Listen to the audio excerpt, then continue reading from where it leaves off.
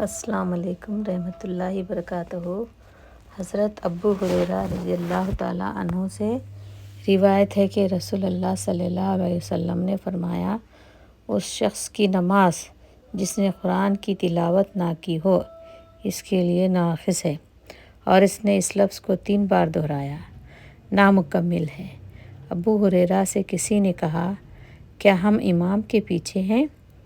فرمایا، اسے پڑھو، کیونکہ میں نے رسول اللہ صلی اللہ علیہ وسلم کو یہ فرماتے ہوئے سنا ہے۔ اللہ تعالیٰ نے فرمایا، میں نے اپنے اور اپنے بندے کے درمیان نماز کو 2 حصوں میں تقسیم کر دیا ہے، اور میرے بندے کو وہ ملے گا جب بندہ کہتا ہے الحمدللہ رب العالمین، تو اللہ تعالیٰ فرماتا ہے میرے بندے نے میری تعریف کی، اور جب وہ کہتا ہے الرحمن الرحیم تو اللہ تعالیٰ فرماتا ہے میرے بندے نے میری تسبیح کی، اور جب وہ کہتا ہے مالکی یوم الدین تو اللہ تعالیٰ فرماتا ہے میرے بندے نے میری تسبیح کی، اور ایک موقع پر فرمایا میرے بندے نے میری قدرت کے سامنے سر تسلیم خم کیا ہے، اور جب وہ کہتا ہے ایاک نعبد و ایاک نستعین، وہ کہتا ہے یہ میرے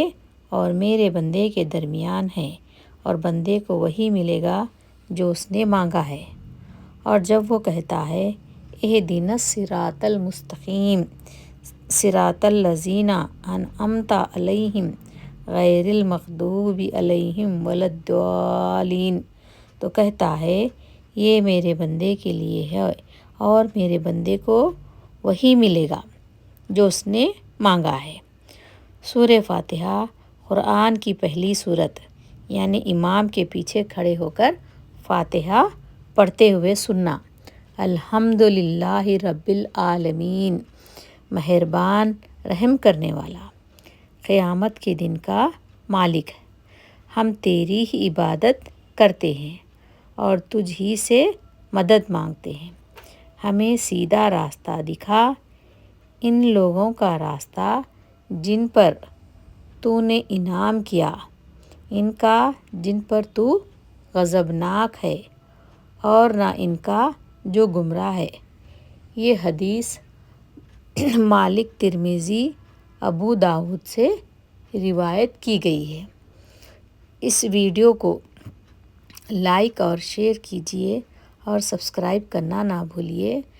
اس ویڈیو کو لائک کرنے سے